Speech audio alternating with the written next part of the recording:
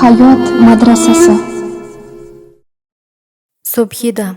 Muallif Gulbahor Rahmatullayeva. 9-qism. Abdumajid safardan qaytganiga 2 hafta bo'lganida Musaxon aka qo'ng'iroq qilib uyga chaqirdi. Dadasi Abdumajidni anchadan beri bunday atayin yo'qlamagani uchun u dastavval ajablandi.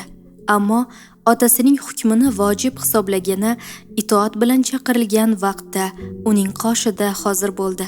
Dadasi Abdumajidni bir o'zi kutmayotgan ekan. Uning yonida o'tirgan onasining qat'iyatli nigohiga ko'zi tushgach, Abdumajid bugungi suhbat ancha jiddiy ekanligiga ko'zi yetdi. "Yo'q, hech qachon. Mendan buni so'ramang." Abdumajid yig'lamoqdan beri bo'lgan holda ota-onasiga qarshilik qilishga intilar edi. "Men axir Rayhondan boshqa hech kimni, men boshqa ayolning qorasini uyimda ko'rishni istamayman. Iltimos, meni ham tushuning. O'rnimga o'zingizni bir soniyaga qo'yib ko'ring. Axir Rayhon meni deb bu dunyodan ketishga majbur bo'ldi. U endi 25 yoshga kirgan edi. Axir dunyoga kelib nimani ko'rishga ulgurdi? Ayting.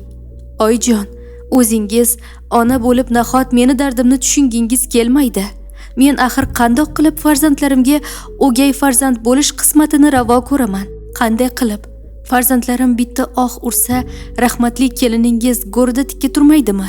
Kelgusida farzand ko'rsam, ularning peshonasiga o'gay aka-singillar degan tamg'a bosilmaydimi? Bolam. Musaxon salobatli ovozi bilan Abdumajidning so'zlarini shart kesdi. Bolam, sen nima uchun insonlarga bunchalik ishonchsiz bo'lib ketding? Nima uchun yana oila qursam hayotim beshbattar bo'ladi deb halitdan zada bo'lyapsan? Avvalo yolg'izlik yolg'iz Allohga xos. Qolaversa ikkinchi oila qurib baxtli bo'lganlar kammi dunyoda? Har bir niyatni toza so'rash kerak axir. Endi asosiy haqiqatni eshit. Shundan keyin ham fikring o'zgarmasa, unda bilmadim. Sen shu turishda farzandlaringdan asta-sekin ajralib boryapsan. Shahzodjondan, Robiyadan, ayniqsa qizingdan. Boyaqishning tili aya deb chiqibdi-yu, ayalikka xolasini saylab olganini qara. Uning yonidan bir qadam jilmayotganligini qara.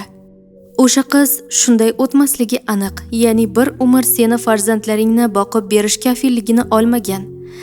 Ertaga bir kun turmushga chiqsa, bolalaring arosatda qolib ketishini o'yladingmi hech?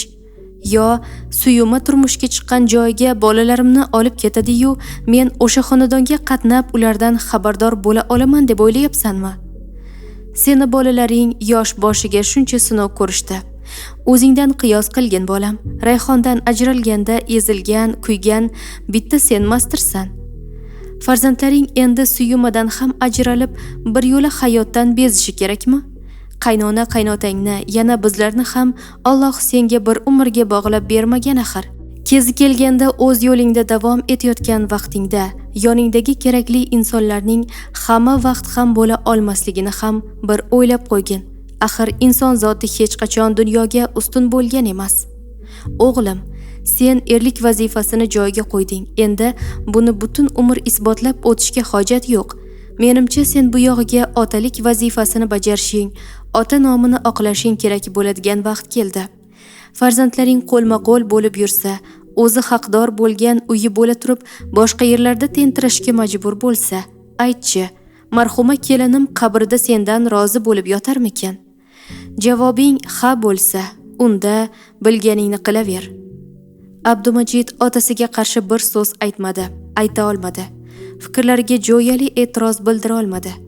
Musaxon aka unga hozir haqiqat oynasini tutgan, unda o'zini ko'rishga majbur qilgan edi. Haqiqatga tik qarash esa shunchalik azobli ekanki, buni Abdumajidning qattiq qisilgan mushtlaridan, yuzining chekka qismlarida o'qloqdek qabarib chiqqan qon tomirlaridan bilsa bo'lar edi. Suyuma, nima uchundir juda xafadeksan? Yo'q, Fozil, qayerdan olding bu gapni? Bilmadim, shunday tuyuldi. Yuragim kun bo'yi Suyumadan xabar ol, Suyuma yig'layapti deyaverdi. Esingdami? Suyuma menga bir she'r yozib jo'natgan eding. Meni esla degan she'r edi. Botayotgan quyosh xayoling olsa, olovrang shafaq dod solib qolsa, oy nedan arazda yon boshlab qolsa, men yig'layapman, meni esla. Yomg'irning shiviri bilinmasa ham, to'rt taraf zax tortib bo'lib ketsan ham. Yuraging to'lsa-yu, ammo nedir kam. Men yig'layapman. Meni esla. Tushlaringda ko'rib qo'limni tutsang, xayolingda bir bor yo'limni kutsang. Xush o'zingda, valek o'zni unutsang. Men yig'layapman. Meni esla. Mung'ayib qolgan tog'ni his qilsang, ayozlar qaqshatgan bog'ni his qilsang, sog'inchim to'zon bo'ldi-ya, bilsang, men yig'layapman. Meni esla. Mana o'sha she'r. Hozir men shunday ahvoldaman, xuddi o'sha she'rda yozilgan kabi. Men shu holatda bo'lsam, demak sen yig'layapsan. Fozil, suyuma, nima bo'ldi? Suyuma, bir so'z demay meni o'ldirma. Nimadir de, iltimos. Yaxshi gap bo'lmasa, yomon bo'lsa ham aytaver. Axir har narsaning chorasi bor. Fozil, odamlar nega bunchalar yomon? Ayt, nega bunchalar yomon? Men nima yomonlik qiluvdim ularga? Aybim nima? Bor aybim itoatmi? Suyuma, o'zingni qo'lga ol, iltimos. Hammasini bir boshdan yoza olasanmi? Fozil, menga anchadan beri sovchilar kelyapti. Kelganlari mayli, nonimizni yeb, choyimizni ichganlari mayli, ammo ko'ksimizga xanjar sanchib ketayotganlari yomon. O'tmas pichoqda so'yib ketayotganlari yomon. Ayt, oyijonimni ayblari nima? Ayblari qiz tuqqanlarimi? Adamlarni-chi? Guldek qizlarini o'z qo'llari bilan qabrga berganlarimi? Har duoy fotihalarda qizim Rayhonni jannat hurlariga yo'ldosh qilgin, yo Alloh deb duo qilishlarini, yo opamdan qolgan zurriyotlarni bag'rlariga olganlarida ularga faqat juvonmarg bo'lgan opamni izlarini ko'rib, sog'inchdan o'rtanib, ko'z yoshlari soqollarini yuvishimi ayblari? Ayt, Fozil. Meni aybim nima, Fozil? Men o'qishni, institutga imtihon topshirishni orzu ham qilmay qo'ydim. Bilasanmi nimaga? Nimagaki Robiyani tashlab keta olmayman. Ayni daqiqalarda u mensiz bir zum tura olmaganidek, men ham usiz bir lahza yashay olmayman. Sen yana suyumi o'qishga kira olmayotganidan o'ksiyapti deb o'ylama. Sira o'ksiyotganim yo'q, aslo. Axir men jurnalist bo'lib, insonlarning dardiga malham qo'ymoqchi edim. Bugun esa bu ishni uddasidan chiqa oldim deb o'ylayman. Men allaqachon oliy ta'lim to'g'risidagi diplomni olib bo'ldim. Qayerda o'qiding deb so'ragincha, men hayot maktabida o'qib bo'ldim. Ustozim ham o'sha hayotning o'zi bo'ldi. Ha, naqd hayotning o'zi bo'ldi. Unda nima uchun xafasan deb o'ylayapsanmi? So'zlarimni oxirigacha o'qishga kuching yetarmikin, Fozil? Suyuma, haliyam tarmoqdasan, demak yetadi. Xullas, o'tgan hafta kelgan sovchi xonim nima debdi degin? Men bola boqishga usta bo'lib qolganmishman. Hayot meni obdon pishiribdi. Bu ayni muddao emish. Sababi u ayol boladan chiqib qolgan ekan. Yosh bo'lib turib o'zini buvi deb atashlariga qarshi emish. Men esa farzandli bo'lsam, o'z boshimga yoqqan qorni o'zim kurab, o'z bolamni o'zim boqib olar emishman. Men bu o'zlari ko'p ayol uchun o'zimni zo'rg'a to'xtatdim.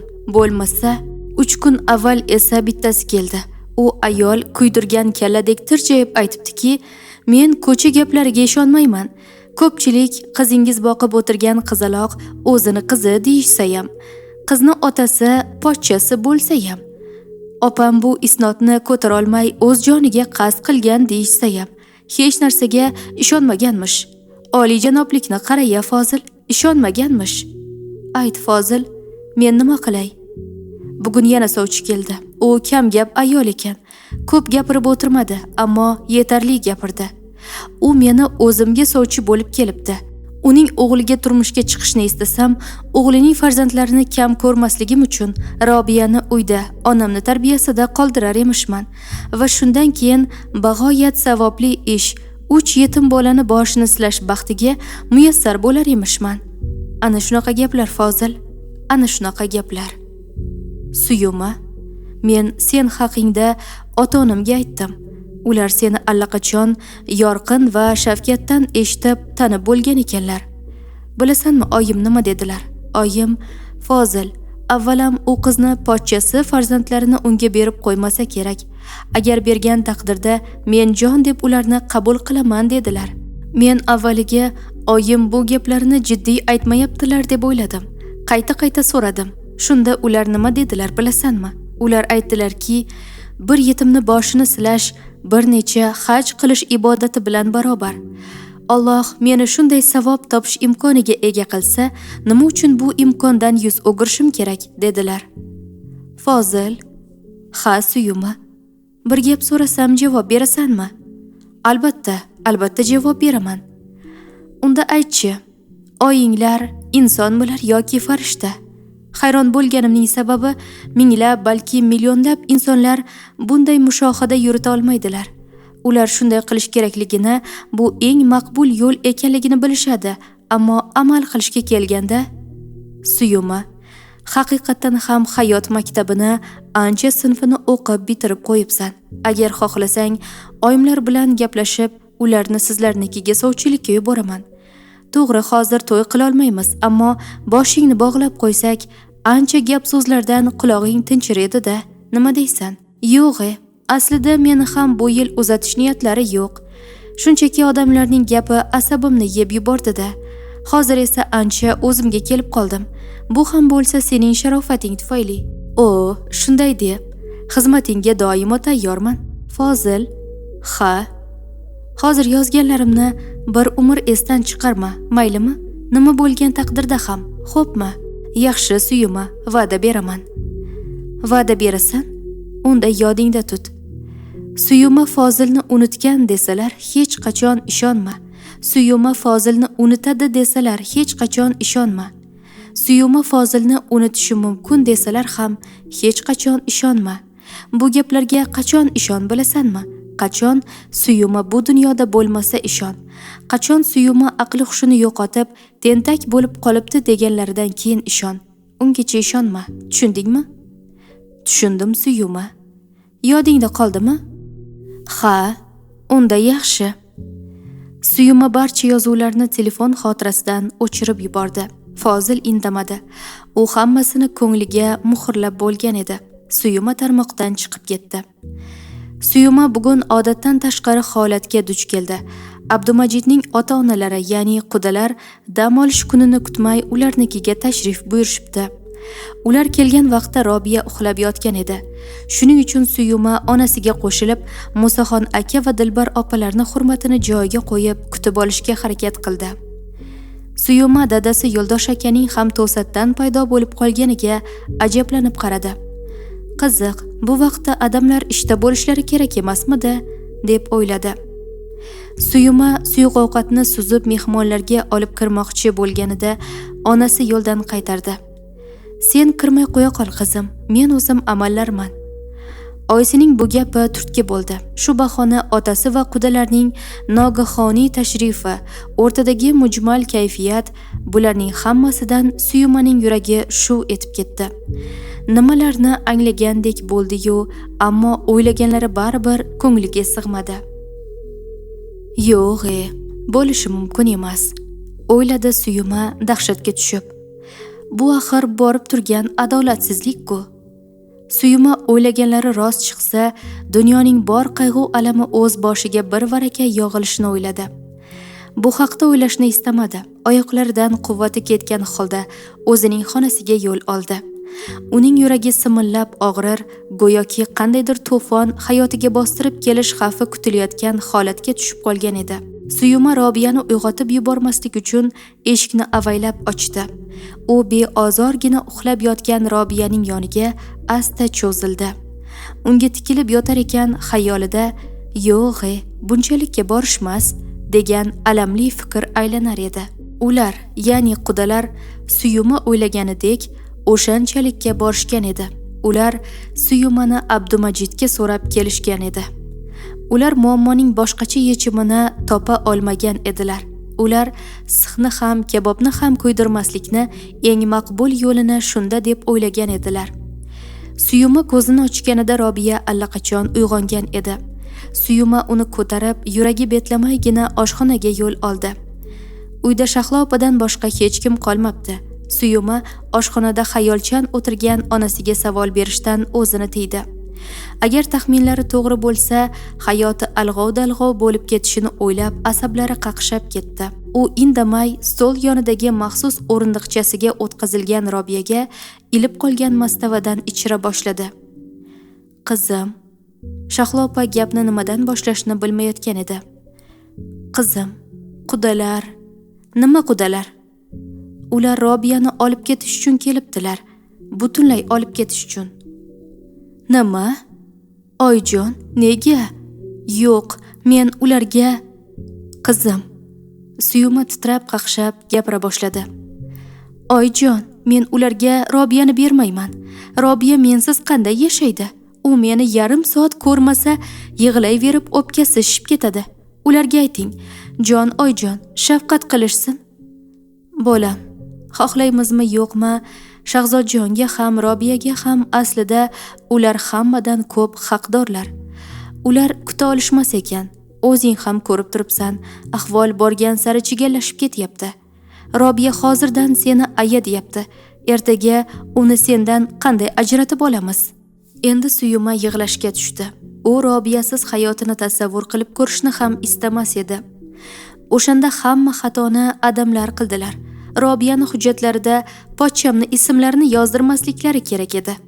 Axir pochcham undan kechib bo'lgan edilar-ku. Adamlarning ham qo'llarida tayyor qog'oz bor edi. Pochcham o'shanda qizimdan voz kechdim deb tilxat yozib bergan edilar. Mana oqibat. Endi ular Robiyaning hujjatlarini pesh qilib, barcha nag'malarini ishga solmoqchimi? Robiyani mendan shunaqa qilib ayirib olishmoqchimi? Javob bering, oyjon. Axir hamma bilmasa ham siz bilasiz-ku, Robiyani deb nimalardan voz kechganimda.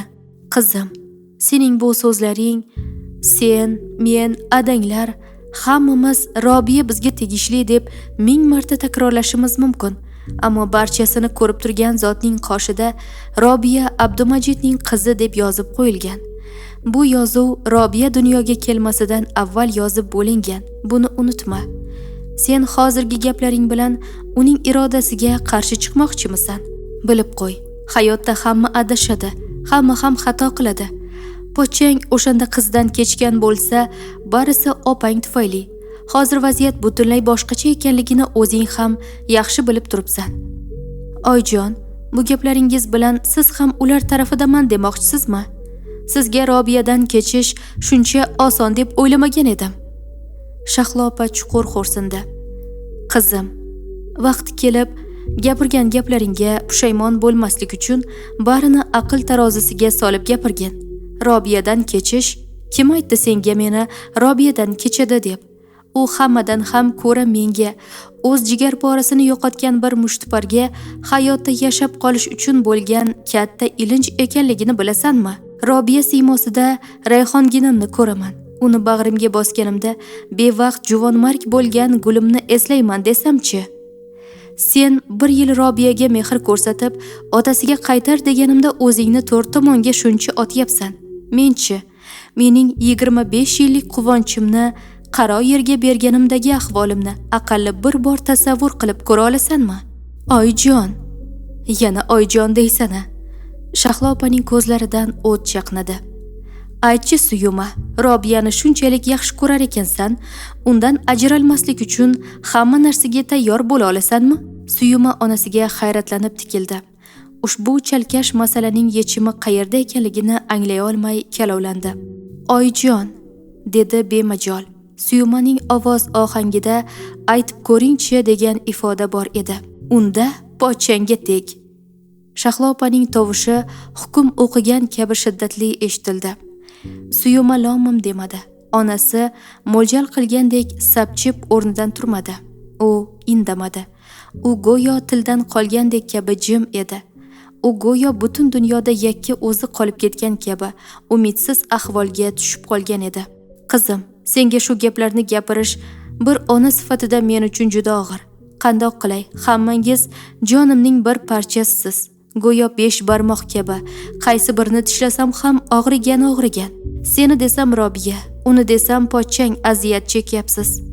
Hammangiz men uchun qadrlisiz axir.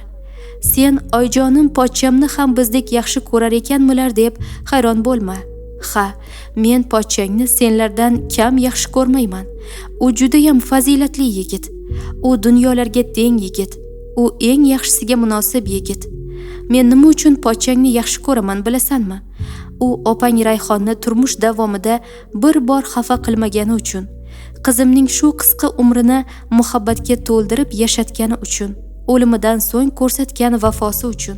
Rixsi kelinoyining singlisi Abdumajid ishlaydigan firmada farrosh ekan. U Rixsi opasiga pochchang haqida ko'p narsalarni gapirib beribdi. Abdumajidning ishxonasidagi juda ko'p qizlar, hattoki oilali ayollar ham uning atrofida girdikapalak bo'lib qolgan emish. Qizlar to'g'risida bilmadim, ammo ayollar, ularning ichida bitta satangi pochchangga hech kun bermayotgan ekan. O'zi 2 marta turmush qurgan, ikkinchi turmushidan 3 nafar bolasi bor ekan. O'sha ayol pochchangga ro'y rost betini sidirib, bir og'iz gapingiz, bitta ishora qilsangiz bo'lgani, shartta pandavaqa erimning javobini berib, sizni uyingizni gullatganim bo'lsin degan emish. Pochchang ham erkak kishi, avliyo emas. O'rtada shayton bor axir. Xudo ko'rsatmasin, bitta shunaqa ayolning tuzog'iga ilinib qolsa bormi? Ana unda pochchangdan ham, bolalardan ham bir yo'la ajrab qolishimiz hech gap emas. O'z oilasiga vafo qilmagan ayol nomiga nomunosib bundaylar qo'liga tushgan bolalarning taqdiri, holi nima kechadi? Ular quda xolamgilar menga sovchi bo'lib kelishgan, shundaymi? To'g'ri tushundimmi? Suyuma, ular 2 taklif bilan kelishibdi. Yo bolalarni bizga qaytaring, yo seni. Suyuma yig'lamay qo'ygan edi, ammo gapirayotganida lablari asabdan qiyshayib keta boshladi. Demak, Robiyani baholashibdi-da. Qoyil. Robiya bilan mening bahoyim teng ekanligini bilishganlarini qarang bularni. Suyumaning ovozidagi titroq kuchaya boshladi. Qudalaringiz biram donoki, faqat tasanno, boshqa gap yo'q. Suyuma asta o'rnidan turib eshikka yo'naldi. U Robiyaning o'ziga ergashib yig'lay boshlaganiga e'tibor bermadi. Suyuma chiqib ketgach, Robiya baralla yig'lay boshladi. Suyuma uzoqqa ketmagan, hovlidagi rayhonlarning yonida cho'kkalab yum-yum yig'lar edi. Shahlo opa Robiyani qancha ovutishga harakat qilmasin, u ovunay demas edi.